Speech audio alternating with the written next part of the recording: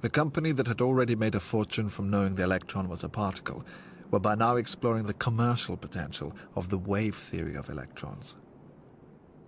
Bell Laboratories began a research program in the 1930s to investigate possible solid-state physics alternatives to the vacuum tube. Of course, we cannot build a calculating machine as flexible as the human brain. But even a man-made computer designed to do hundreds of brain-like calculating jobs might need an Empire State Building to house it and a Niagara Falls to power and cool it if vacuum tubes were used in its construction. Vacuum tubes were power hungry. Vacuum tubes gave off a lot of heat, which had to be handled. Vacuum tubes wore out and had to be replaced. The goal was to replace the unreliable glass vacuum tubes with tiny solid devices that didn't need a vacuum to work. Scientists already had a good idea of how electrons moved inside a vacuum. They behaved like particles. These aroused monkeys throwing pebbles at a target through a shutter ably portray what goes on in a vacuum tube. But inside a solid, a crystal, the electrons behaved like waves, spreading out and bending around the atoms. To make electrons work in a solid, you need to know about quantum mechanics. And because electrons are not only particles but also waves, and waves are spread out, then the electron wave sample the overall structure of the crystal, just as the particle-like aspect of electrons carries the unit of electric charge. So in a curious way, the particle-wave duality of electrons is essential, both aspects of it are essential for understanding how electrons behave in solids and therefore how electronics works. In the early 1930s, solid materials were already being used in electrical circuits to detect radio waves. These solids were called semiconductors because they conduct just a little bit of electricity. Using quantum theory, for the first time, scientists could control the flow of electricity with precision. In the 1940s, this led to the development of semiconductor technology as a vital war weapon. Semiconductor radar could detect very small features like the conning tower of a submarine. It was this technology that Bell Labs used just after the war to create the modern era of electronics.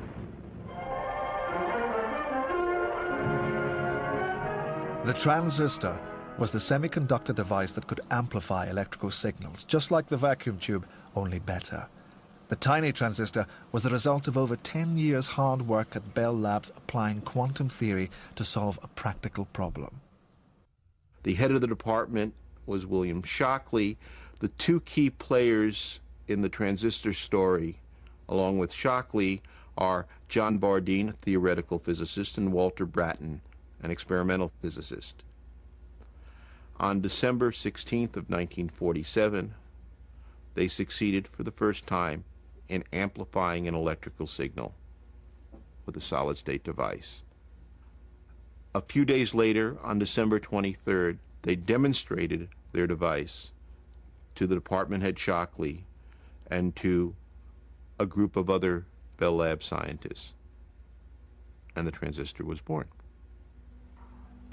But it was a lot of hard work, a lot of brilliance on the part of the scientists involved. It was not, oh, what are you going to do at the office today? Oh dear, I'm going to go to the office and invent a transistor. It's a lot harder than that. The payoff was enormous.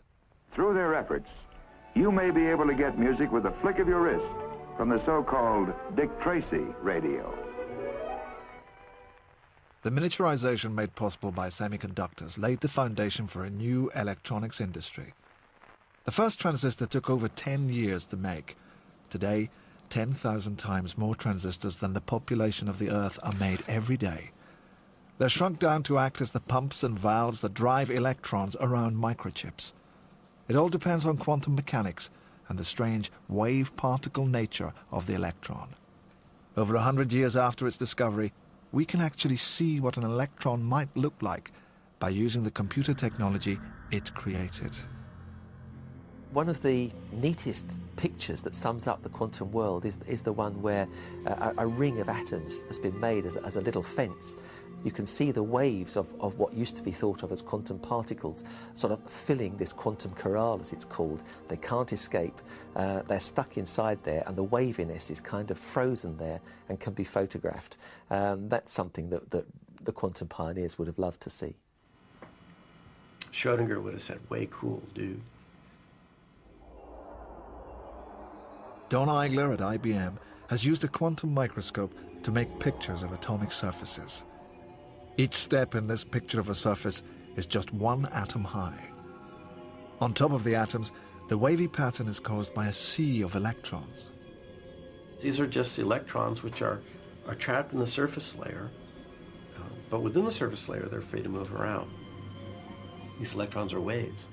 And the waves, when they move, they sometimes bang into features on our surface, like the step edges or the individual atoms which might be sticking out of the surface. And when a wave bangs into something, it reflects off of that thing. And when you have a reflected wave adding together with the incoming part of the wave, it sets up what we call a standing wave. These are regions where there are large oscillations which are fixed where they are in space, and regions where oscillations go to zero. I've always felt that the wave function was just a description of a reality. And the reality was deeper. It was a particle. And the wave function was just something mathematical up in a physicist's head. To actually see a physical wave function rippling across the surface is rather disturbing. If I was really honest, I'd probably have to tell you that I need to go back and reassess the way I've pictured the world.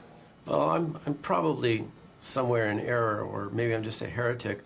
I don't believe in this wave-particle duality mumbo-jumbo. I think it's mostly just the leftover baggage of having started off understanding the world in terms of particles, and then being forced, because of the quantum revolution, to think of the world in terms of waves, and we're stuck with this dualistic way of looking at these very small particles.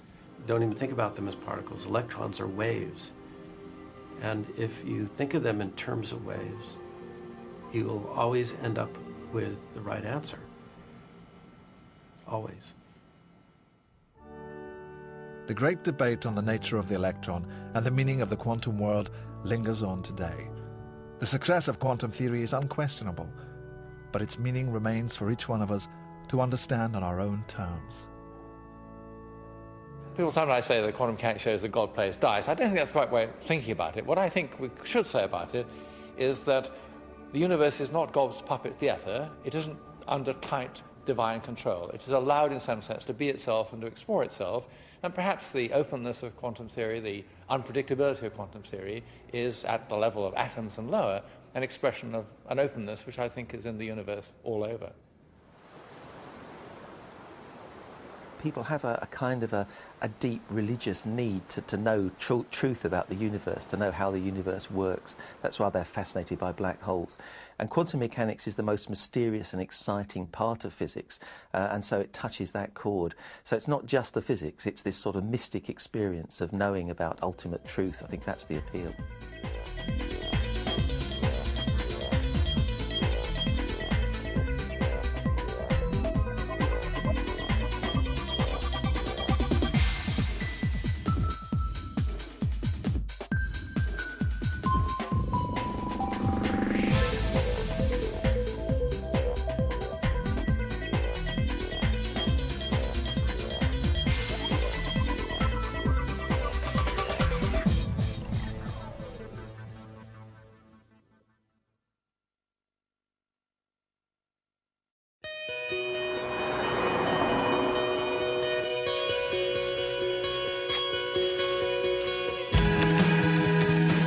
There's an